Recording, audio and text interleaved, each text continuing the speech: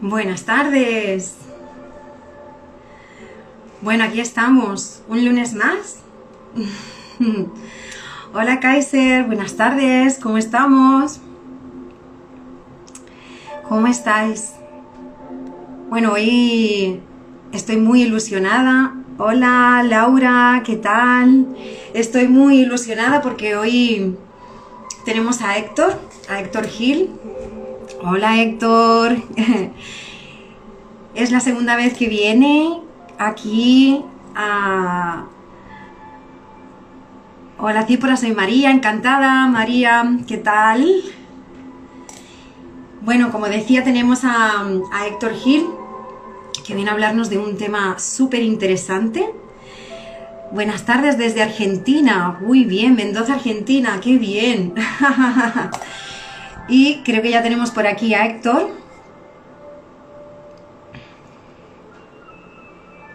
Hola, Anima, buenas tardes. Hola, Diana. Hola a todos. Y bueno, vamos a hablar de un tema súper interesante. Vamos a ver si ya se nos conecta Héctor. ¡Qué bien! Hola, buenas tardes, ¿qué tal? Hola Héctor, ¿qué tal? Muy bien, un placer estar contigo, Cípora, y un saludo para todos y muchísimas gracias por estar ahí. Vamos a compartir un rato de corazón. Sí, sí. Bueno, estaba diciendo que ya eres la segunda vez que vienes y estoy súper ilusionada, muy contenta. Darte las gracias por aceptar la invitación nuevamente. Estoy aquí saludando a los que se van conectando y es que me encanta hablar contigo. ¿Yo qué puedo hacer? Igualmente, Cípora. Son conversaciones muy enriquecedoras contigo. Muchas gracias. Bueno, para los que no conozcáis a Héctor, no voy a extenderme en su gran currículum, porque la verdad es que es maravilloso, ¿no? Todo el camino recorrido y quizás, bueno, tiene que ver mucho con lo que vamos a hablar, ¿no? Del camino del héroe, ¿no? El viaje del héroe, todo ese recorrido vital que al final hacemos, consciente e inconscientemente, pero lo hacemos. Ya saben bueno, que eres terapeuta del perdón, que ya estuviste una vez hablando y precisamente estuvimos hablando del perdón, que fue maravilloso. Y hoy pues vienes a hablarnos de esto, ¿no? Del viaje del héroe. Así es, y no podríamos empezar el viaje del héroe sin invocar primero a las musas, como hace Homero y como hace Virgilio. Oh musas, inspiradnos para que este viaje sea propicio y lleguemos a buen puerto. Sí, así es. Discúlpame, voy a apagar el ventilador porque te oigo un poquito bajo y voy a apagar el ventilador para tener menos ruido en casa y a ver si así, menos ruido, te escucho mejor. Bueno, aprovecho para saludar mientras se va incorporando gente. Pues un saludo para Mariana, Marianela, para, todos los nombres que veo aquí, Laumón, Gara, bueno, muchas gracias.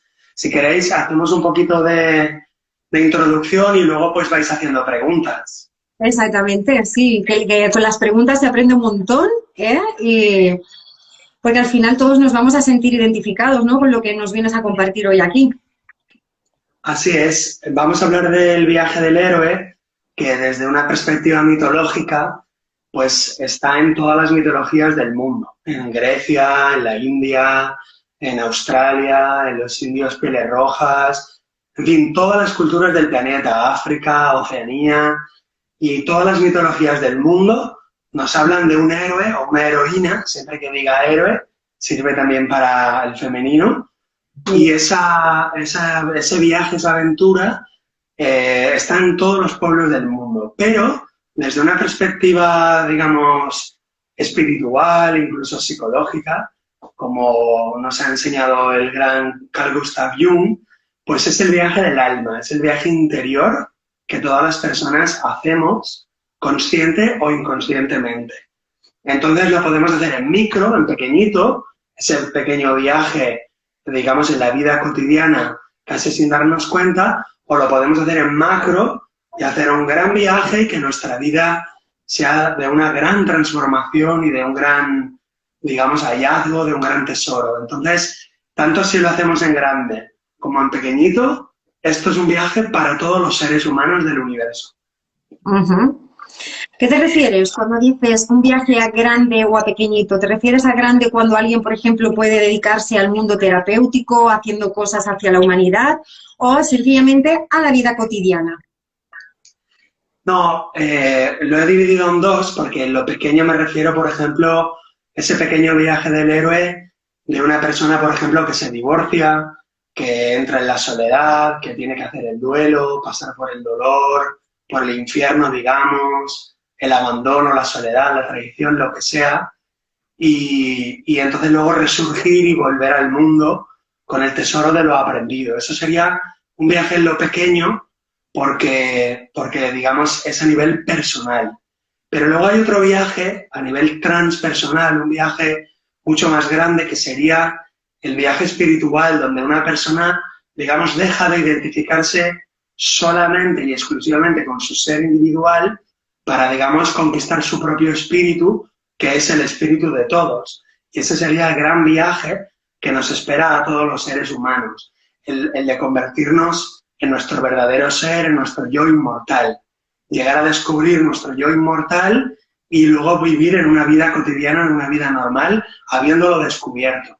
Ese sería el gran viaje, que sería pasar de la personalidad al espíritu, y el pequeño viaje es todo proceso de sanación o todo proceso terapéutico, digamos, dentro de la personalidad, pero que no deja de ser un viaje del héroe también. Ujú, muy bien.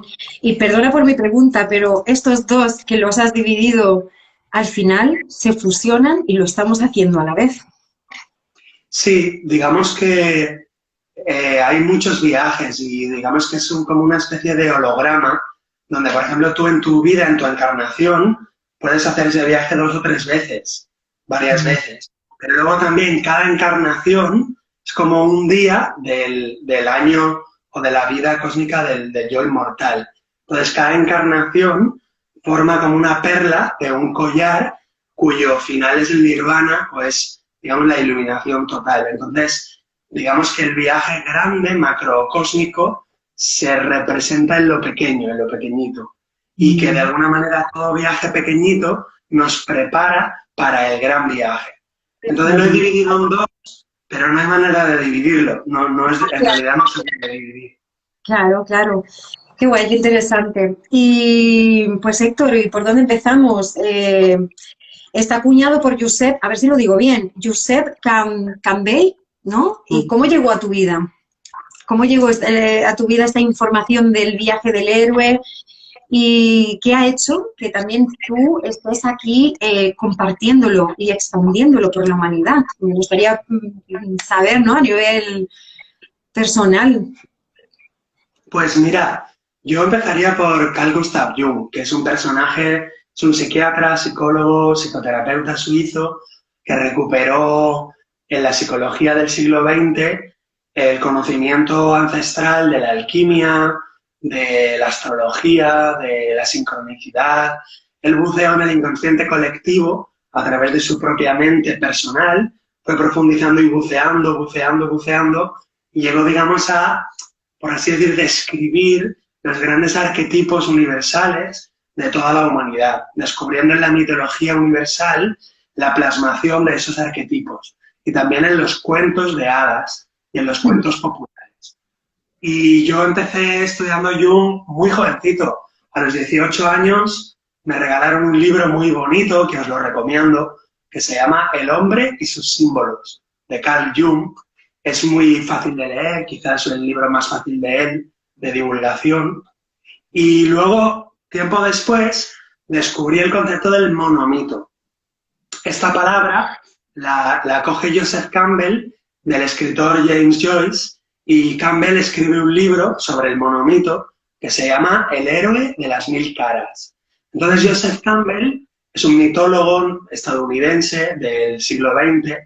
Él en ese libro, El héroe de las 1000 caras, expone que solo hay un mito, por eso se llama monomito, diciendo que todos los mitos de todos los héroes del mundo se pueden, por así decir, abstraer y se pueden, por así decir, estudiar el común denominador de todos los mitos y llegar a una estructura que es la estructura universal del monomito, del mito universal, del mito del alma humana. Y esa estructura universal, digamos que sirve para una psicoterapia o también sirve para escribir un guión de cine. Si nos fijamos, todas las películas de acción, de aventuras, todas las series. Yo el otro día estuve viendo una película de Pedro Almodóvar que no suelo ver, pero lo vi por casualidad y descubrí perfectamente las pautas del monomito con todas las, digamos, los ítems o todos los puntos que marca Joseph Campbell. Entonces, Campbell escribió ese libro, El héroe de las mil caras, se hizo muy famoso en el siglo XX y se sabe que la industria cinematográfica, de los guionistas, utilizan esa estructura para crear películas y series que tengan impacto en el alma humana. ¿Por qué? Porque esa estructura resuena con todos nosotros, con toda la humanidad. Qué interesante. Y bueno, y este viaje del héroe está dividido como en 3 fases y nos vas a hablar un poquito de ellas, ¿no? Y la primera se llama la partida. Exactamente. Cuéntanos un poquito. Exactamente. Entonces, Campbell analiza todos los mitos del mundo, bueno, muchísimos, ¿no? Miles. En su libro va hablando de las tribus polinesias, de los Upanishads, de la vieja Grecia clásica. Es maravilloso su libro. Y él identifica, digamos, 3 periodos o 3 etapas, que la vamos a llamar la etapa 1, la etapa 2 y la etapa 3. Y la etapa 1 tiene a su vez como varios capítulos o varios niveles. El primer nivel o la primera situación que se encuentra el héroe es que él vive en el mundo ordinario, en el mundo de la vida cotidiana, en el mundo convencional, digamos, regido por las leyes del mundo vulgar, del mundo ordinario. Y entonces lo primero que ocurre en esa primera etapa es la llamada a la aventura.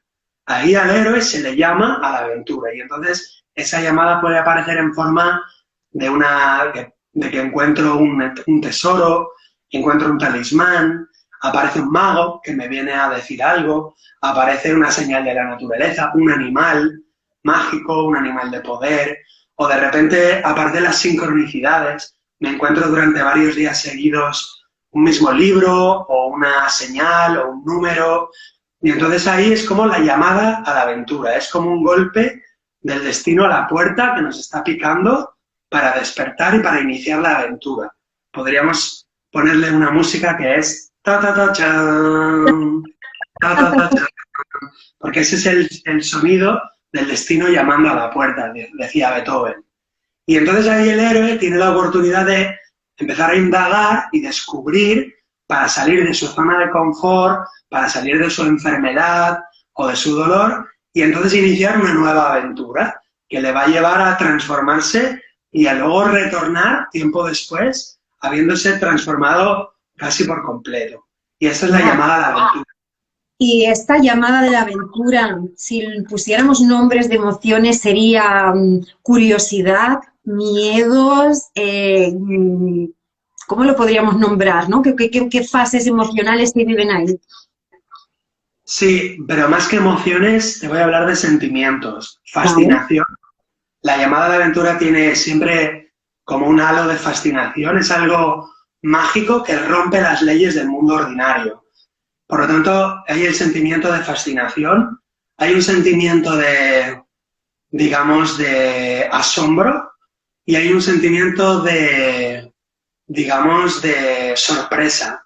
También se puede sincronizar, como te digo, con los sueños, con las personas, con los mensajes. De repente estás en el autobús y ves un anuncio que te está respondiendo a tus preguntas, o alguien te dice algo, o te encuentras a alguien por la calle, pero tiene esa sensación de, digamos, de extrañeza, como un déjà vu, como un déjà vu, pero es algo que si se lo comunicas a otra persona pierde totalmente la fascinación. La gente no lo puede entender, porque es una señal única y exclusivamente para el observador, para el héroe. Y el héroe tiene que decidir si sigue a la aventura, si sigue el conejo blanco, que sucede en Matrix, por ejemplo, si sigue al conejo blanco, como Alicia en el País de las Maravillas, si toma la pastilla azul o la roja, o prefiere ignorar la señal y seguir en su mundo ordinario. Entonces ahí está la primera decisión del héroe. Esto que has dicho me ha resonado un montón, que a veces cuando sientes esa sincronicidad, esa conexión, sobre todo a mí me pasa cuando me pongo en el coche, enciendo el coche y suena una canción que me responde a una pregunta o a un momento vital que estoy viviendo. Y cuando lo trato de explicar, pierdo fuerza. Sí. Me sentí totalmente identificada, porque no puedo ponerle palabra y es como que es algo mío, es una vivencia tan íntima, tan nuclear, que al explicarla se pierde fuerza. Es que, wow, me ha encantado. Sí, es curioso y es bueno, digamos, advertir a los psiconautas, a los aventureros, que cuando lo tratamos de explicar esa sincronicidad, lo más normal es que nadie te comprenda, porque la sincronicidad tiene esa peculiaridad que descubría Carl Gustav Jung, de que es como personal, es individual. De hecho, es el inicio del proceso de individuación, que es una palabra que viene a indicar que el héroe, el personaje, tiene que salir de los condicionamientos colectivos o familiares, de esos condicionamientos sociales, o esas programaciones, diríamos, por así decir, colectivas, porque es como si la vida quisiera que en la evolución de la conciencia nos emancipáramos, al menos temporalmente, de todos los condicionamientos familiares, colectivos, para ser individuos. Decía Jung que el proceso de individuación es una exigencia, es como que la vida nos empuja para que cada alma llegue a individuarse en el sentido de a tomar sus propias decisiones y a asumir la responsabilidad de todo lo que piensa, siente y le sucede. Y llegar ahí es como un grado de madurez muy grande. Y para llegar ahí, pues de alguna manera la vida nos va preparando. Así que podemos aprovechar las enfermedades, las contrariedades, los accidentes, los fracasos, entre comillas, los dolores, para descubrir en ellos una llamada a la aventura y a poder alcanzar un grado de madurez para hacernos cargo de todo lo que nos va sucediendo. Al final la vida es como que nos va diciendo que todo lo que observamos está dentro nuestro y todo lo que nos sucede está dentro nuestro. Como lo que nos sucede afuera muchas veces nos duele, nos contraría, nos molesta, pues la vida quiere que desentrañemos ese misterio que hay ahí. Y para eso nos va a invitar, va a empujar a que vayamos avanzando en esa primera etapa, que después de la llamada del héroe y de aceptar la aventura, la siguiente fase es enfrentar al guardián del umbral. ¡Ta-ta-ta-chan! Así vamos, ta-ta-ta-chan. ¿Y aquí qué pasa? Bueno, pues el guardián del umbral es un personaje muy, muy, muy importante, muy misterioso. Tiene que ver con nuestras acciones pasadas. ¿Por qué? Porque refleja nuestros miedos no resueltos, nuestra cobardía, nuestra pereza, nuestras dudas. Entonces el guardián del umbral se va, digamos, a proyectar o lo va a representar un amigo, un hermano, un familiar, incluso pues un médico, una persona que nos va a decir, no, no vayas por ahí, no entres en ese camino, te vas a volver loco o te vas a enfermar o no, te vas a perder. Y puede ser que tenga razón, pero de alguna manera ese guardián del umbral juega una función, que es proteger, por así decir, la normalidad. El guardián del umbral, su función es proteger el statu quo. ¿Por qué? Porque en los sistemas familiares o en los sistemas culturales o en los sistemas sociales hay una fuerza de conservación. Entonces, cualquier sistema que va a ser agitado, que va a ser movido, siempre va a haber alguien que antes de que se mueva dice, espera, piénsatelo muy bien, porque puedes provocar mucho caos o puedes provocar más problemas de los que hay, o no te muevas, y quizá tenga razón, pero el héroe, si quiere ser héroe, tiene que atravesar el guardián del umbral y, ojo, sin odiarlo. Esta es una clave, porque normalmente odiamos a esa persona o sentimos rabia o decimos, ¿por qué me estás frenando? O ¿por qué me estás impidiendo caminar? Entonces, enfrentar al guardián del umbral supone escucharlo, asumir los miedos que me está reflejando, que son míos, no de él, y de alguna manera darle las gracias por su función de mantener la conservación, de mantener el statu quo, pero más allá de todo eso decir, bueno, te lo agradezco, pero yo sigo, te traspaso, acepto tus consejos, pero quiero vivir mi viaje, quiero vivir mi aventura, tendré en cuenta tus consejos, pero yo sigo, ¿no?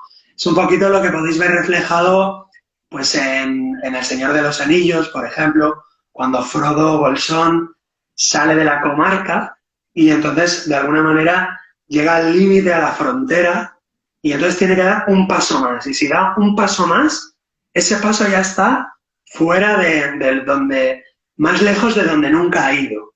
Y entonces ya se adentra en un territorio desconocido. Y eso nos lleva a que en el momento que entramos en el territorio desconocido, entramos en el capítulo 2 o en la etapa número 2, ahí lo que nos encontramos es, después del guardián del umbral, atención, la ayuda sobrenatural. Nos encontramos el ayudante sobrenatural. ¿Y esto quién es? El ayudante, ¿quién es la ayuda sobrenatural? Bien, esto es una especie de primer premio, primera recompensa. ¿Por qué? Porque nos hemos atrevido a salir de la zona de confort, nos hemos atrevido a desafiar la ley del papá, la ley de la mamá, la ley de la familia, del clan, del ayuntamiento, por así decir, la seguridad del hogar. Y al habernos atrevido, la primera recompensa de la vida es que nos presenta un mentor. Ese mentor o mentora va a ser un mago o una sacerdotisa o un adivino. A veces puede ser en forma de un viejo sabio o puede ser un ermitaño o puede ser incluso un animal, un búho sabio, o puede ser una piedra que te habla, o puede ser el mago Merlín, puede ser Gandalf, o puede ser Obi-Wan Kenobi, o en la mitología griega, pues a Ulises se le aparece Hermes, el mensajero de los dioses, que le trae un mensaje de Zeus y le da una serie de instrucciones. Y entonces ahí comienza a entrenarlo. Y bueno, todos hemos tenido la experiencia de encontrar a un maestro, de encontrar a un terapeuta experimentado, de encontrar a un mentor que nos ha impulsado y que nos viene genial porque nos indica, digamos, una tierra llena de peligros hacia donde hemos de ir, nos dice los peligros que nos vamos a encontrar, nos pone en alerta de los monstruos que vamos a tener que vencer y sobre todo nos va a entrenar, que eso es lo que hacen los grandes mentores. Entrenan a sus pupilos o a sus pequeños héroes y les dan el don, les dan un pequeño don o una pequeña arma o una pequeña herramienta que también puede ser un talismán o también un arma. Y entonces, bueno, todos hemos recibido de nuestros mentores, por ejemplo, pues la herramienta de la meditación. Y nuestros mentores nos han dicho, bueno, Héctor, a partir de aquí vas a tener que meditar todos los días. O bueno, Cipora, a partir de aquí vas a tener esta herramienta que va a ser, por ejemplo, el desapego o el perdón. Y vas a tener que utilizarla en el camino que te va a venir. Porque si no la utilizas, los monstruos del camino te van a vencer y vas a tener que volver a la casilla de salida, como en el juego de la oca. Entonces, encontrar a un mentor es una gran, digamos, bendición de la vida, es una gran bendición. Y nos dicen los sabios que hemos de estar agradecidos siempre a esos mentores, porque nuestra gratitud genera una corriente de simpatía invisible que nos mantiene unidos a ellos. Y yo tengo varios mentores, afortunadamente, a los cuales les estoy eternamente agradecidos y que de alguna manera, pues a veces de una manera un poco alocada, pues les haces un poco de caso, pero con esa juventud juvenil, pues tiras un poco a lo loco para adelante, pero luego en el camino te vas dando cuenta, ostras, aquello que me dijo, aquello que me recomendó, ostras, aquella herramienta que no la estoy utilizando, voy a utilizarla. Así que el mentor aparece en todas las películas y en todas las series, igual que el guardián del umbral, y es siempre una bendición para el protagonista. Mi pregunta Entonces, ¿habéis reconocido ya a vuestro mentor o a vuestra mentora? Y si no lo habéis reconocido o no ha llegado a vuestra vida, ¿estáis preparados? Es decir, ¿aceptáis un mentor o una mentora que os guíe un poquito, que os dé las herramientas? Porque, de alguna manera, en el Bhagavad Gita de la India se dice que cuando el discípulo está preparado, no tarda en aparecer el maestro que llena sus oídos con la sabiduría que necesita. De manera que no depende de afuera. En realidad, la aparición de ese mentor, de ese mago, de esa maga, depende más, digamos, del protagonista que no de las circunstancias externas. Exactamente. Y luego, corrígeme si no es así, cuando has dicho la palabra desapego, hablando de los mentores, luego llega el momento en que cuando el discípulo ya está listo y preparado, se despide del mentor y continúa su camino. Exactamente. Ahí está. Porque además la característica del viaje es que nadie lo puede hacer por ti, ni nadie lo puede hacer, digamos, contigo. Es decir, hay algunas etapas que las vas a tener que hacer absolutamente solo o sola, y esa es una de las características del viaje, que una de las etapas es enfrentar la soledad total y absoluta, es decir, la sensación o la certidumbre de que hay un yo ahí que se está, por así decir, desvinculando de todo su pasado familiar y que de alguna manera se enfrenta a un mundo nuevo con unas leyes, digamos, nuevas o extraordinarias, y ese enfrentamiento, digamos, produce un impacto. Ese impacto puede ser muy doloroso o poco doloroso, pero esa soledad es necesaria, hay que pasar por ahí. Por eso, después del encuentro del mentor, viene el vientre de la ballena. ¡Wow! Que es el descenso o la bajada al inframundo, que es ahí donde bajamos al vientre de la ballena. El vientre de la ballena se le ha puesto ese nombre a esta prueba porque se relaciona con Jonás en la historia de la Biblia, que fue tragado por una ballena, pero en una interpretación un poquito más, digamos, psicoanalítica, el vientre de la ballena es, o espiritual, el vientre de la ballena es bajar a los infiernos, digamos, de los chakras inferiores, por así decir, enfrentarse con el poder, bien o mal utilizado, con la sexualidad, bien o mal utilizada, con ese depósito inferior de emociones reprimidas, de emociones negadas. Todos tenemos emociones de tristeza, de rabia, de miedo, de odio a la soledad, de odio al abandono. Y esas emociones que hemos negado, que hemos reprimido, nos están esperando en el fondo, en el vientre de la ballena, a que seamos capaces de revivirlas otra vez. Horror, nadie quiere hacer eso. Horror. No. Y muchas veces cuando llegamos ahí decimos, ¿otra vez? Con todo lo que he caminado, con todo lo que me he trabajado para que me entiendan, ¿no? Porque al final para mí no es trabajar, con todo lo que ya me lo he repetido. ¿Otra vez estoy aquí? ¿Qué pasa? ¿Que no he caminado? ¿Que no he hecho nada? ¿Por qué vuelvo a estar aquí? Y podemos sentirnos con esa sensación de que estamos en un bucle y que nuevamente volvemos a repetir y que de alguna manera podemos sentir que no hemos avanzado nada. No podemos decir que no hemos avanzado nada, porque todo en el universo avanza y se mueve. Las galaxias, los planetas. Hemos empezado la conversación hace 20 minutos a miles de millones de kilómetros de aquí, porque la galaxia se ha movido, el planeta se ha movido, el Sol. Entonces siempre avanzamos. Lo que pasa es que sí que a veces sentimos que estamos en un bucle atrapados. Es una sensación mental o psicológica y tiene que ver con emociones o experiencias que niego, que no quiero sentir otra vez.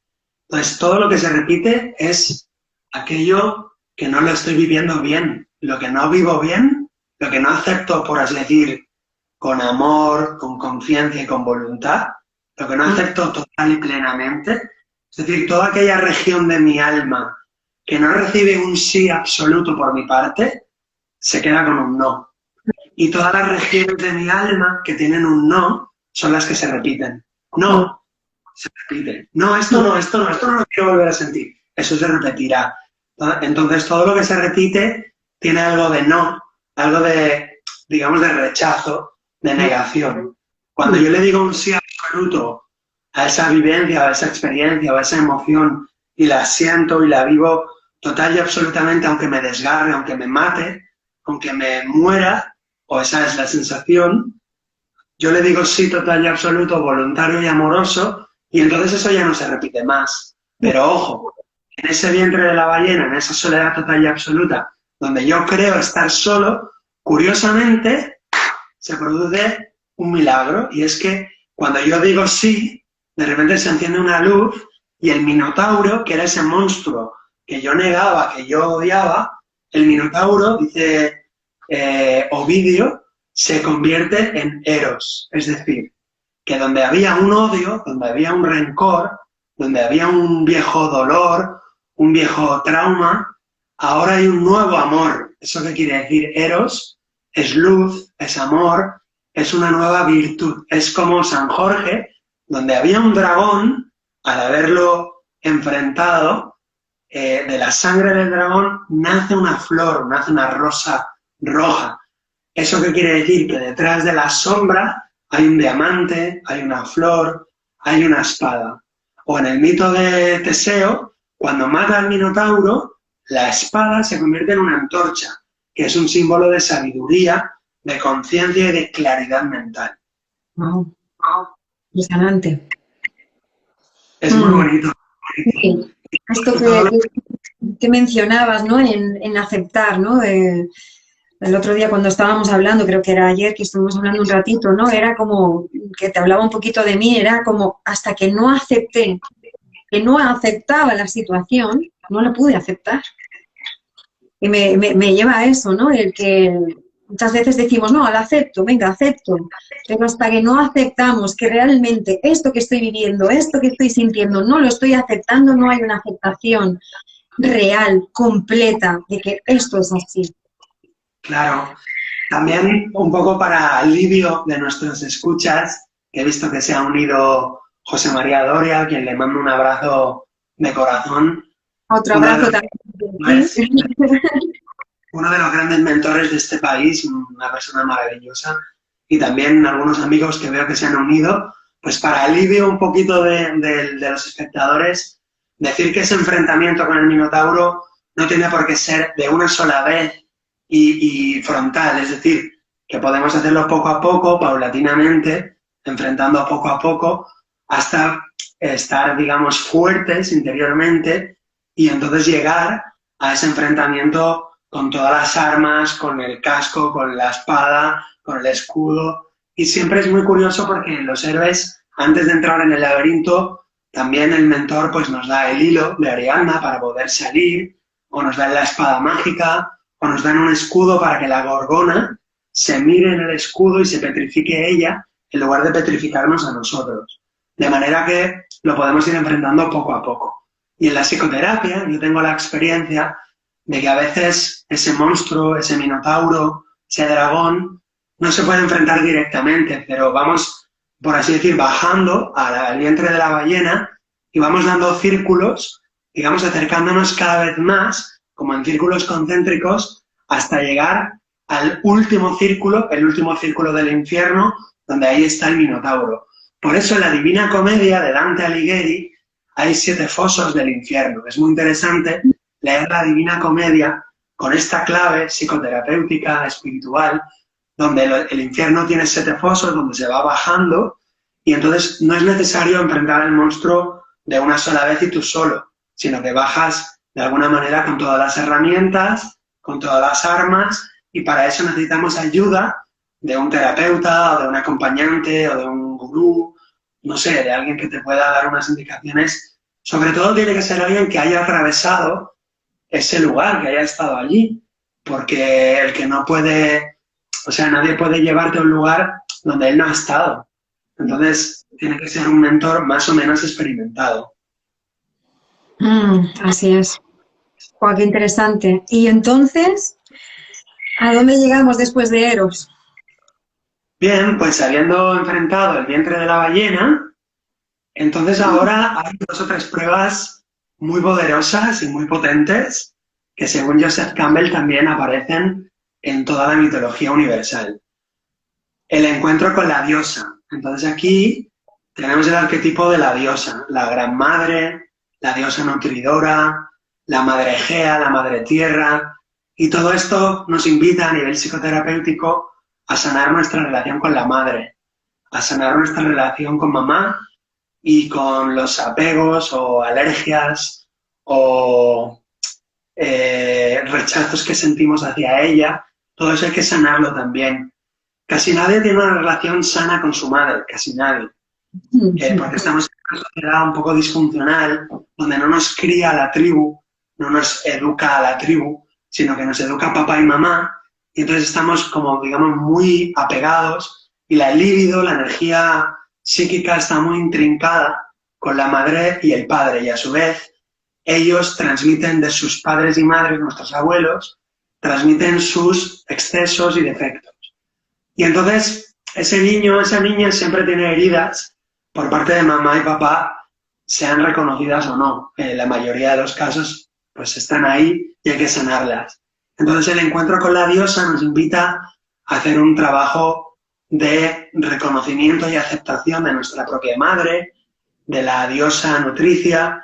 Cuando sanamos nuestra relación con la madre, misteriosamente sanamos nuestra relación con la alimentación, con la abundancia, porque la abundancia es el arquetipo de la madre nutridora, la madre Egea, la madre Deméter, la madre Cibeles.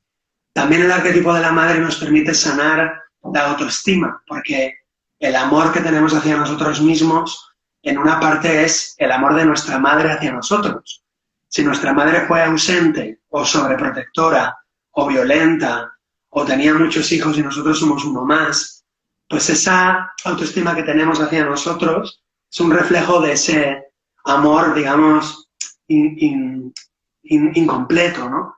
Y todo eso hay que tomar conciencia, sanarlo, tomar a la madre, amar incondicionalmente lo que ha sido y lo que fue. Y entonces luego esa etapa de sanación con la madre nos lleva a el encuentro con el Dios, o la sanación con el Padre, que es el enfrentamiento contra el poder. Y entonces aquí Campbell nos habla de los dioses de poder.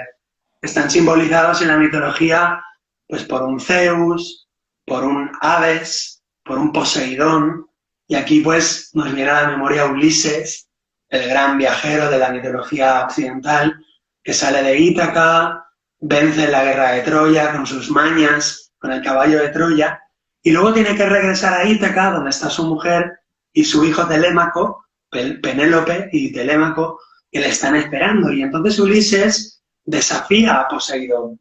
Poseidón es el arquetipo del dios padre, es un dios colérico, vengativo, que pone a prueba todo el rato la fuerza y la paciencia de Ulises. Y de alguna manera, como Ulises ha desafiado al padre, se ha enfrentado al padre, ha sido infiel al padre, se ha ido de la familia, ha tomado su propio camino, pero de alguna manera siempre ahí hay un pecado de exceso, hay un pecado de ibris. Los griegos le llaman ibris a una especie de pecado de soberbia, de vanidad, donde nos creemos superiores a papá o nos creemos mejores que papá. Y eso hay que sanarlo también. Claro, claro, claro. Madre mía, me quedo escuchándote y me quedo como que quiero saber más. O sea, es que ni me atrevo a decir nada porque te quiero escuchar y escuchar y escuchar porque me encanta. Bueno, Cipora, tú como terapeuta, pues también has tenido la experiencia de acompañar a muchas personas que han encontrado mucho bien contigo, con tu acompañamiento. Y bueno, a lo mejor te pregunto yo a ti, pues, ¿cómo los ves estos arquetipos? ¿Tú los ves como que siempre están en algún momento de la terapia, en algún momento del proceso? ¿Tú lo sientes también que de alguna manera hay que pasar por ese tomar a la madre y tomar al padre? Sí, sí, así es. Y yo hay una frase que digo, has ido a mamá y a papá 1000 veces, te invito a que vayas 2000, que vayas 3000, que vayas 4000, porque siento que la raíz de mamá y papá es fundamental, ¿no? Ahí es donde empieza todo y es súper importante. Esa mirada hacia mamá y papá y ir allí, ir ahí. Y siempre que sucede algo o hay que mirar algo, vamos a mamá y a papá a ver qué ha podido pasar ahí. Para navegantes que nos estén escuchando, podemos dar algunas pistas. Igual que hemos dicho, mamá se relaciona con la autoestima, con la abundancia, con la alimentación y La todo vida, eso con la vida, en el sentido de la vida que fluye, es el flujo amoroso, incondicional de la vida. Pues todos, digamos, los bloqueos o enfermedades que tengamos relacionado con eso, pues entonces ahí hay que sanar el arquetipo de la mamá. Y con el padre os preguntaréis, ¿en qué se expresa ese bloqueo, esa falta de sanación con el padre? Pues falta de mirad, la fuerza, se sobre todo. expresa, exacto, se expresa en la proyección en la sociedad, por ejemplo, porque si yo tengo una profesión, digamos, donde me presento a la sociedad y fluyo en sociedad, tengo bien colocado el arquetipo del padre. Pero si yo tengo problemas para estar en sociedad, para encontrar un lugar en el mundo, tengo problemas con la autoridad, con la ley, con los juzgados, con las figuras de poder, policía, guardia civil, juez, el Estado, el ayuntamiento, todos esos son símbolos de papá. Y yo lo he visto muchas veces en la terapia. Por ejemplo, una chica, me acuerdo, que le ponían muchas multas de tráfico, hasta que se nos relación con su padre de manera interna y dejaron de ponerle las multas, ¿no? Para su inconsciente, estar en contacto con la multa, con el agente, con el poder, era una manera de estar en contacto inconscientemente con su padre. Un padre del cual ella no se había despedido, había fallecido, y ella guardaba un rencor y una especie de rabia contra él porque no se había despedido de ella. Y ella se reencontraba con su padre a través de las multas de tráfico y de las llamadas de atención de los jefes en su trabajo hacia ella. Entonces ella estaba en contacto con el padre así. También se manifiestan enfermedades de la cabeza, enfermedades psiquiátricas, enfermedades situadas en la cabeza como alopecia, psoriasis en la cabeza, eczemas en la cabeza, por ejemplo, temas del cerebro, temas de la membrana que recubre el cerebro. Todo eso tiene que ver con papá, depresión tiene que ver con papá, son conflictos de territorio, en fin, todo esto lo podemos relacionar con la medicina del doctor Hammer y con la medicina biológica. Y bueno, pero volviendo al mito del héroe, Ulises desafía a Poseidón una y otra vez, una y otra vez. Es como una especie de hijo pródigo que se aleja del padre y lo desafía y él quiere hacer, digamos, lo suyo y poner su propia ley. Pero cuando Poseidón está flotando en un madero, perdón, Ulises está flotando en un madero en medio del océano, ha atracado en diferentes islas, ha conseguido tesoros, los ha perdido todos, ha perdido a todos sus compañeros de viaje, que son digamos, sus capas, sus personalidades falsas, las ha perdido, sus máscaras las ha perdido, y está solo flotando en un madero, en el medio del mar, en medio del océano, y entonces lo ha perdido todo. Después de 10 años de intentar llegar a Ítaca de regreso, está flotando en el mar, a punto de ahogarse, con mucho cansancio, con mucho dolor, sangrando, y ya no le queda nada, solamente agarrarse a ese madero o morir. Y entonces ahí aparece una tormenta terrible y se levantan unas olas inmensas y empieza a llover y caen truenos del cielo y las nubes negras, se oscurece y no para de llover y las olas cada vez más fuertes le golpean en la cara y en la cabeza el padre, ¿no? Y entonces Ulises, desesperado, dice: ¡Poseidón! ¿Qué quieres de mí? ¿Qué quieres de mí? ¡Me vas a matar! ¿Qué quieres de mí? Y entonces Poseidón le dice: Ulises, quiero que comprendas. ¿Qué quieres que comprenda? ¿Qué quieres que entienda? ¡Me vas a matar! ¡Estoy a punto de morir! Quiero que entiendas, Ulises, que los dioses y los hombres son uno. Y esa es la gran enseñanza, ¿no? O sea, Ulises tiene que reconocerse parte, no puede ser una parte escindida del todo. Tiene que reconocerse parte integrada, parte propia. Digamos, la autoridad no está en él, la autoridad está en los dioses.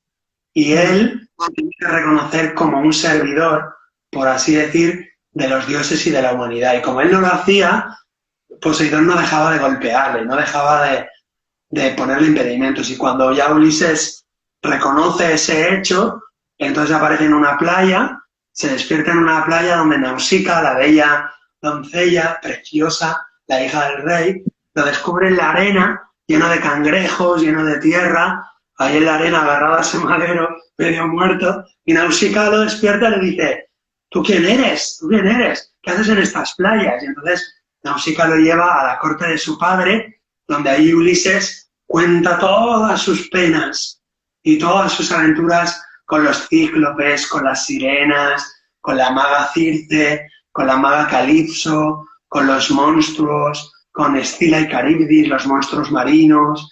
Y entonces ahí Ulises recibe ya todas las bendiciones para poder volver a su amada tierra, que él siempre la llevaba en el corazón. Esa tierra, Ítaca, que representa, digamos, la patria celeste, es ese lugar de paz interior que todos tenemos en lo más profundo de nuestro corazón, que es nuestra Ítaca interior. Y que todos buscamos y por eso hacemos todo este viaje. ¿Puede ser así? Sí. Y eso nos lleva a la tercera etapa, nos lleva a la tercera etapa y última del viaje, si te parece bien. Sí, sí, cuéntanos. Eso nos lleva a que Ulises en esa isla recibe barcos, recibe vientos propicios, recibe la ayuda del rey y entonces se enrumba hacia Ítaca, hacia su tierra, y tiene que regresar. Y entonces aquí está la tercera y última etapa que le llamamos el retorno. La primera etapa, recapitulando, es la partida, la salida del héroe, constituida por la llamada a la aventura, la negativa a la llamada, el encuentro con el guardián del umbral. La segunda etapa son las pruebas, la iniciación, las pruebas iniciáticas, el encuentro con el mentor, el vientre de la ballena, el encuentro con la diosa madre, con el dios padre. Hay más, ¿eh? Está la apoteosis, el encuentro con la divinidad, la entrega de la gracia, la recepción del don divino, que lo tiene que atesorar Ulises. Y la tercera etapa se llama el retorno. Y allí todos los héroes del mundo, pues Luke Skywalker, Neo de Matrix, Frodo, Bolsón, Aragorn, luego pues Harry Potter, Ulises, Hércules, Aquiles, Gilgamesh, Arjuna del Mahabharata, o también Yudhishthira, o también Rama del Ramayana, o también en el maya, en la mitología maya, los dos hermanos de la mitología quechua y maya vuelven a su tierra y en el retorno se encuentran otras pruebas, porque tienen el don divino, tienen la gracia de haber vencido a los monstruos, de haber aceptado las leyes, de haber aceptado el don divino, pero ahora tienen que volver al mundo ordinario. Y en el mundo ordinario se encuentran con, digamos, la realidad ordinaria, que es ese momento de volver a casa, de hacer la colada, de fregar los platos, de saludar al vecino, de limpiar el coche, de volver al trabajo el lunes, de volver a la rutina. Claro, después de haber vivido una experiencia horoscópica, holotrópica o de una experiencia cósmica, pues tienes que enfrentarte a la pequeñez de lo cotidiano, a la pequeñez de lo vulgar. Y la primera cosa que hace el héroe es rechazar, lo mismo que antes rechazó la llamada a la aventura, ahora rechaza el retorno al mundo ordinario y lo rechaza, entonces no quiere volver. De donde no queríamos salir. Claro, no quiere volver y dice, yo me quedo aquí en el mundo espiritual, yo me quedo aquí en el mundo de la sanación, o yo me quedo aquí en este lugar maravilloso, y no quiere volver, pero la vida también nos lleva, la vida nos empuja, la vida quiere que volvamos. ¿Por qué la vida quiere que volvamos, que regresemos? Yo no lo sé, pero entiendo que hay algo ahí, es como si la vida quisiera que todos esos dones que hemos podido coger o aceptar, que los llevemos al mundo ordinario para iluminar el mundo ordinario, para que el mundo ordinario se vaya transmutando poco a poco gracias a todos los héroes que retornan, ¿no? Claro. No sé. Sí, sí, a través de mi sanación, de mi crecimiento, de mi transformación, acompaño, porque al final estamos todos al servicio y lo pongo al servicio de la humanidad. Lo comparto, porque al final soy y el ser está aquí en la vida y nos compartimos entre nosotros. Qué bonito. Entonces este héroe, lo primero, no quiere retornar al mundo ordinario. Le parece vulgar, soez, lo rechaza, lo odia, y cuando el héroe vuelve, le pasa lo mismo, digamos, a los pacientes o a nosotros mismos, los viajeros del alma. Nos pasa que no queremos volver de un vipassana, o no queremos volver de un encuentro, de una formación, a lo mejor de 4 o 5 días que hemos hecho con un mentor maravilloso, con una mentora, y no queremos volver, nos cuesta mucho. Y incluso hay una patología de la vuelta o del regreso, que es creerse superior, creer que lo ordinario es malo, que entonces hay como una especie de apego a lo extraordinario y una especie de alergia a lo vulgar. Y eso también hay que sanarlo, hay que curarlo para que podamos estar en el mundo. Si el héroe no viene, la vida tiene varias soluciones. Y es que el mundo extraordinario le empuja al héroe a volver. Hay héroes que son empujados desde allí, desde el Dios le da una patadita en el trasero para que vuelva a su casa. Si no, también puede ser el mundo ordinario que mande a alguien para coger al héroe y llevarlo a su casa, que puede ser un hermano que nos viene a buscar, o un familiar o alguien, ¿no? Que nos vuelve, digamos, al ordinario. O a veces es, digamos, la propia voz de la conciencia que dice, oye, tienes que cuidar de los tuyos, tienes un compromiso, o tienes una casa, o tienes una familia, o tienes gente que depende de ti. Entonces, esa llamada es la llamada al retorno. Y cuando ya llegamos al retorno, entonces ahí hay un umbral también de retorno, hay también un guardián que nos refleja muchas cosas que en realidad están dentro de nosotros, resistencias, miedos. Y entonces ahí en ese retorno, el héroe vive en el mundo ordinario y lo que suele hacer es poner su don al servicio de la humanidad.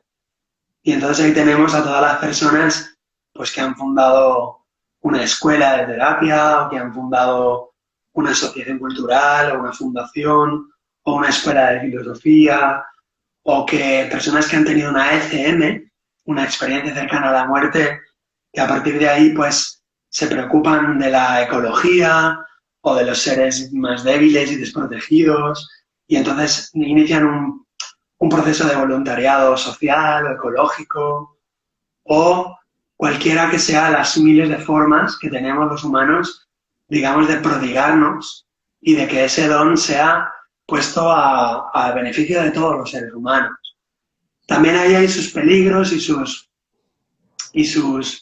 por así decir, sus problemas que hay que sanar y vigilar para no engrandecernos en la soberbia de que yo soy el que doy, porque en realidad nosotros no damos, nosotros somos cañas huecas y el que da es los dioses, es Dios, es la divinidad. Nosotros somos cañas huecas al servicio de. Y entonces ahí el héroe o la heroína, también en la mitología, por ejemplo, el héroe funda una ciudad. Por ejemplo, Hércules era fundador de ciudades en la antigua Grecia, o fundó los Juegos Olímpicos, por ejemplo, que es una ceremonia, por así decir, de purificación. Los Juegos Olímpicos en la antigua Grecia eran una ceremonia religiosa divertida, festiva, de celebración, pero era religiosa porque era de purificación de los cuerpos y de las almas. Y las Olimpiadas las fundó Hércules después de haber vencido sus 12 trabajos o sus 12 pruebas. Y también ese héroe en el mundo ordinario, de alguna manera, restaura, por así decir, las leyes o pone un poquito de orden. Entonces aquí tenemos una persona, por ejemplo, que ha hecho su trabajo de árbol transgeneracional o su trabajo de constelaciones familiares, su trabajo sistémico, y entonces vuelve a la familia y se enfrenta, como tú decías, entre comillas, se enfrenta a volver a comer con sus padres o a vivir unos días en la casa de papá y mamá, con sus hermanos y tal. Y ahí se pone a prueba también realmente la fortaleza y la integridad y el centramiento que has alcanzado, que siempre es poco, porque siempre cuando vuelves al mundo ordinario, con tus amigos o con tu familia, siempre te vuelves a descentrar. ¿Por qué? Porque se activan los programas infantiles, los programas de la adolescencia, y ellos de alguna manera saben tocar siempre en la herida o meter el dedo en la herida que más te duele, ¿no? Entonces, pasar por volver a casa siempre es necesario para estar digamos, someterse a prueba. La prueba está superada cuando uno sale de casa de sus padres y dice, bueno, pues lo he podido resistir, no los odio, no comparto su punto de vista o no estoy de acuerdo con su forma de amarme o con su forma de amarse a sí mismos. Me gustaría que tal y que cual, me gustaría que mi madre o que mi padre se cuidara a sí mismo de otra manera o que amara a sus hijos de otra manera, pero lo acepto tal y como es, no lo quiero cambiar, lo respeto y entonces es una gran prueba que casi todos fracasamos mil y una vez. Por eso hemos de irnos y volver en ese periplo hasta que podamos enfrentar esa prueba y que el retorno nos indique si estamos realmente empoderados o no. Así es. No sé si era una frase de Peter Broken que decía que una vez que aceptar a tus padres tal y como son, algo en las profundidades se reconcilia y todo el pasado y todo, ¿no? Es como aceptar que todo ese pasado fue perfecto y maravilloso. No me acuerdo muy bien de la frase, pero creo que era de Peter Broken y habla mucho de esto, ¿no? Sí. Qué bonito. ¡Wow! Bueno, Peter Burkin también explica algunas cosas de la, digamos, filosofía o psicología sistémica y quizá si queréis saber cómo estáis en ese nivel de con papá y mamá en el regreso, pues una de las cosas que nos pueden poner a prueba es, ¿eres capaz de tomarte un café, por ejemplo, con tu padre? ¿Eres capaz de tomarte un café con tu madre fuera de la casa, en un bar, en un restaurante? Eso es una pequeña prueba, ¿no? Soy capaz de irme a pasear con ese hombre o con esa mujer de tú a tú, sin suspicacia, sin dolor, con naturalidad. Soy capaz, esa es una prueba. Otra prueba, soy capaz de decirle a mi padre, te quiero papá. Soy capaz de decirle, eh, dame tu bendición, padre, para seguir viviendo. Soy capaz de pedirle la bendición a mi madre o a mi padre. Según cómo estéis en ese nivel, sabréis en qué punto estáis. Si os cuesta o os parece imposible eso, pues tenéis que haceros otro viaje, empoderaros y volver y poner a prueba si las herramientas, si el don de los dioses ha sido integrado o no. ¿Me explico? Sí, perfectamente. Perfectamente. Yo tuve la oportunidad mi padre estuvo 10 días de vacaciones aquí en Canarias, que vino a verme. Y lo más bonito de esta experiencia, que me he identificado muchísimo con todo este recorrido, con todo este camino del héroe, y el retorno, para mí fue, ¿no? Ese retorno y darme cuenta de aquello que tanto me dolía, aquello que cuando compartía, aquellas conversaciones, ya no estaban. Y eso me ayudaba a darme cuenta de internamente, ¿no? Que al final a ese reflejo, esos aspectos que tienen que ver conmigo, ¿no? Y saber que eso es de él y que es lo mío. Y darme cuenta de que aquello, algo se ha movido, algo se ha equilibrado, algo se ha colocado porque ya no duele, porque ya no me molestan, porque ya puedo aceptar aquello que nombras, aquello que dices o aquello que, como tú bien dices, ¿no? Fuera de casa, sal de esa zona de confort, en una cafetería, ¿no? Y ha sido una experiencia muy bonita y me he sentido muy identificada con lo que acabas de decir. Qué bonito lo has explicado, Cipora. Y además has dicho una frase que resume todo. Has dicho, he podido estar con él y veo que eso ya no es mío. Es decir, Exacto. hay dolores, hay situaciones que ya no me pertenecen, son cosas de mi padre. Entonces yo lo acepto, lo respeto, eso es de mi padre y esto es mío. Entonces, eso es individuarse, eso es el proceso de individuación, que no tiene nada que ver con cortar o odiar o rechazar, sino que entiendo, pero discrimino, ¿no? Eso no es mío, entonces no me puedo hacer cargo de eso, eso es de mi padre. Esa individuación se hace a nivel familiar, ¿no? Cada uno con su padre y con su madre, pero esa individuación también se hace a nivel humano, a nivel macrocósmico, a nivel colectivo, que es ese segundo viaje del que hablábamos antes, al principio de la charla, si quieres para cerrar, ¿no? Ese segundo viaje que es, igual que hacemos eso con papá y con mamá, que decimos, eso no es mío, el ser humano tiene la capacidad de elevarse por sobre, digamos, la mente vulgar, la mente humana vulgar, y llegar a la mente, por así decir, espiritual, y decirle a la humanidad, como le diríamos a papá, eso no es mío. O sea, te entiendo, te respeto, pero eso no es mío. Entonces, no sufro, no me río, sino que acepto, entiendo que la humanidad está en un proceso, está en evolución y que algún día llegará a su completura, pero, digamos, me emancipo o me convierto en un individuo de la masa de la gran humanidad. Y sin embargo estoy a su servicio también, es una paradoja, pero es así. Qué bonito. Wow. Ay, Héctor, me ha encantado escucharte.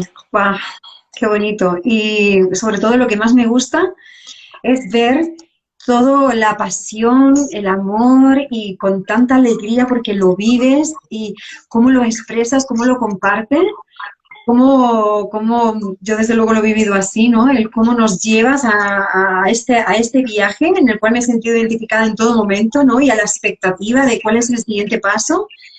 Y ha sido precioso tenerte. Si te parece bien, podemos abrir un espacio para que los que están aquí y aprovechar, ¿verdad? Que te puedan hacer alguna pregunta. Pues sí, venga, 5 minutitos. Quieran.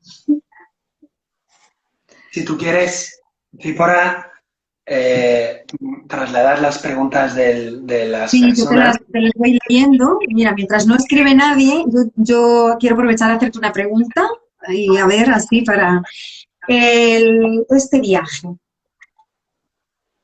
En cada proceso, como es un proceso individual, siempre vamos en dirección hacia adelante, se vuelve hacia atrás, nos podemos parar, sentimos que en este momento siento que no puedo avanzar, me permito quedarme aquí, me permito volver, se corta el viaje o no. Es una buena pregunta porque la sensación es que a veces estamos parados, a veces retrocedemos. Y entonces, ¿qué forma tiene el camino? Es una buena pregunta, ¿no? ¿Cuál es la forma del camino? Dicen los sabios que el camino no es en línea recta, sino que el camino es en espiral. Sí. Dicen los sabios que ¿De quién era una frase que dice Dios escribe en líneas curvas, ¿no? Sí, dicen, Dios escribe recto con renglones torcidos. Eso. Es una manera de decirlo. El juego de la oca puede ser un símbolo también del sendero, porque el sendero también en sí mismo es un dragón. Es el gran dragón del mundo en el cual estamos caminando, ¿no? Es el juego cósmico. Lila, que dicen en la India. Y el juego de la oca nos puede servir porque pasamos por el mismo lugar, pero en otra, digamos, en otra altura, ¿no? Y vamos caminando, a veces retrocedemos, caemos en la cárcel, retrocede 20 casillas, o vuelve a empezar, o de oca en oca y tiro porque me toca. Así Entonces, es. el juego de la oca puede ser un buen símbolo del sendero, que además es un juego muy iniciático, muy simbólico. Sí, mucho. Muchas gracias. Mira, dice, Sembrando Presente dice, gracias por compartir esta sabiduría. Esta charla ha llegado en el momento justo. Pues bueno, pues muchas gracias. Nipaso dice, Penélope me intriga. No sé si es una pregunta, como... Eso me dice. Bueno, Penélope acerca de esto. Penélope es una heroína, es una gran heroína. E igual que Ulises es un gran héroe, Penélope no es ni más ni menos, es tan gran heroína como Ulises porque hace su función, pero digamos en el otro aspecto, ¿no? En un aspecto más, digamos, femenino. Pero Penélope está resistiendo en Ítaca el ataque de los pretendientes que dicen, bueno, Ulises se ha marchado, ya no hay rey, tienes que elegir a uno de nosotros para que seamos los dueños de esta casa y de esta hacienda y te tienes que casar con uno de nosotros. Esos pretendientes poseen la casa, se hacen dueños de las tierras, de las riquezas de la casa de Ulises y poco a poco van como comiendo el terreno y Penélope, la pobre, quiere esperar a Ulises porque algo le dice que Ulises está vivo y ella tiene la artimaña de decirles que cuando acabe de tejer aquel manto elegirá esposo y se casará con él y será el nuevo rey de Ítaca. Pero ella, para darle tiempo a su marido a regresar, pues ya sabéis que cose por la mañana y descose por la noche. Lo cual es un símbolo de la mente humana, ¿no? La mente humana también hace ese proceso de coser y descoser por el día y por la noche en una especie de equilibrio extraño, femenino, de lograr una especie de equilibrio, entre comillas, pasivo, que no es pasivo, ¿no? Es un equilibrio receptivo a la espera de, digamos, de que llegue el héroe, ¿no? Y es un personaje para estudiarlo y para analizarlo con pelos y señales, porque tiene mucha miga, ¿no? Todos los personajes heroicos, hombres, mujeres, niños, monstruos, de la vieja Grecia y de la India, con esta clave, digamos, más junguiana, pues son personajes maravillosos que hablan de cosas que están dentro de nosotros. Un poco la idea que tengo con este libro que voy a publicar del viaje del héroe, esto que hemos hablado hoy se va a convertir en un libro que ya está terminado. ¡Qué bueno! Que voy a publicar pues ahora en unos meses. Y un poco la idea que tengo es que entendamos que todas esas pruebas, esos personajes y esas actitudes, digamos, victoriosas están dentro de nosotros y que todos nosotros, cada uno de nosotros, somos ese héroe y esa heroína y todas esas hazañas y aventuras son parte de nuestras vueltas de espiral de nuestra alma. Y quiero que os sintáis héroes y heroínas porque realmente lo sois. Y si no lo sabéis, pues escuchad la llamada a la aventura, que empieza hoy. Así es. Qué bueno. Elvira dice, muy buena la charla, con ganas de más, lo estaría escuchando siempre.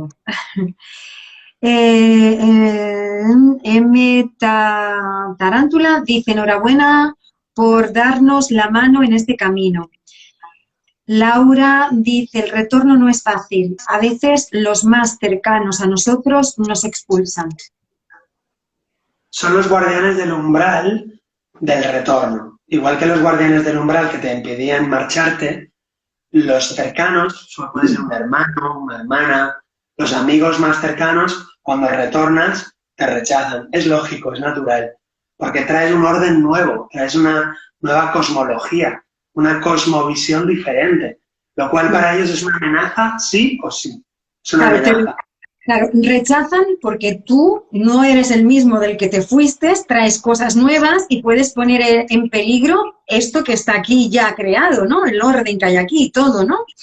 Lógicamente, traes una nueva cosmovisión, unas nuevas leyes, digamos, de un mundo superior o de un orden, digamos, diferente si quieres, y claro, ellos se sienten amenazados, es natural, pero no hay que tener miedo si sabemos que esto va a pasar, es decir, es bueno que sepamos, por eso también el viaje del héroe nos viene bien conocerlo, porque así sabemos lo que nos va a ocurrir y así nos choca menos y nos duele menos. Nuestros amigos de toda la vida, cuando retornamos, nos dicen, eres un aburrido, o ya no vales la pena, o has cambiado mucho, Cípora, ya no me río contigo, o estás siempre hablando de tus cosas, o no te soporto, o antes me caías mejor, o todas estas porquerías, nada más que son espejo, nos están reflejando cosas nuestras, dudas, miedos, cosas no resueltas. Bendice a ese espejo, bendice esa resistencia, bendice a ese guardián del umbral de retorno, porque también tiene una enseñanza para ti que te va a ayudar a ser una persona normal y a no volverte loco, a no creerte superior, a vivir de manera normal y natural y a poder integrarte de manera natural. O sea, ellos te van a ayudar a que no tengas que vestir de blanco y de ir con la cabeza rapada en la discoteca. A ver, si tú retornas y te vas a la discoteca con tus amigos, la resistencia que encuentres en alguno de ellos te marcará que tienes que ser normal, es decir, vuelve un poco al personaje normal sin confundirte con él, pero ellos te van a ayudar, esa resistencia, ese dolor, esa negatividad, te va a ayudar a que no te envanezcas, a que no te ensoberbies, para que puedas ser una persona normal, pero con dones extra normales. Ser una persona normal, pero con dones extra normales. Muy bien. Tarántula dice, ¿cómo continuar una relación en la que tú avanzas y él no? Muy buena pregunta, muy buena pregunta, muy típica. Siempre, siempre ocurre esto. Si yo empiezo mi periplo, mi viaje del héroe, y mi pareja no empieza o no lo hace, pues tengo 2 o 3 opciones, ¿no? Elige tú aceptar la situación tal y como está, empujarle un poco, pero no mucho porque no depende de ti. Empujarle un poco si él quiere y si no quiere él o ella, pues seguir tu camino, porque hay una frase por ahí que dicen que se le atribuye a Jesucristo, no sé si la dijo él o no, algo así como si un hermano te pide que le acompañes 1 milla, acompáñale 2, pero no permitas que te retrase en tu camino. Es decir, que tú puedes acompañar a alguien durante un tiempo, pero si ves que esa persona lleva otro ritmo o tiene otro destino, otra meta, pues le vas a tener que dejar para tú seguir tu camino, tu viaje, porque no puedes permitir que tu viaje se frene o se pare por cualquier otra persona. Aquí podríamos estar en la fase que decías del acompañamiento del mentor y que llega un momento en que continúas o no. No, el mentor es otra cosa. Aquí hablamos de una persona que quiere caminar y otra que no quiere caminar. Vale. Entonces, si la persona no quiere caminar, pues bueno, tú puedes elegir aceptar esa relación así tal como está. Tú sigues caminando y la otra persona no. O puedes cambiar de pareja o de acompañante. Pero de alguna manera, un poco la idea aquí sería entender que las parejas o las personas no están quietas. Es decir, nadie está quieto. Alguien se mueve a paso de tortuga y alguien se mueve a paso de héroe. Pero aquí todo el mundo se mueve, ¿eh? Incluso el que se mueve para atrás, camina para atrás, pero camina. Es decir, nadie está quieto. Y aquí lo que hay que entender es que una pareja no es algo estático o estable. Nos han engañado, por así decir. La pareja no es algo estático, estable, nos casamos ya para siempre y esto va a estar así para siempre. No, no, no.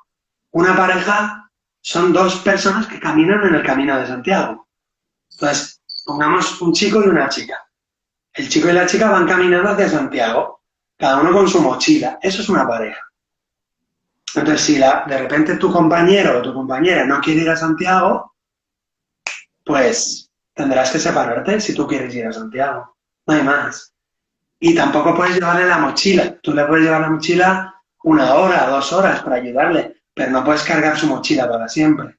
Y si esa persona se para, puedes quedarte 1 día o 2 con él, curándole, ayudándole.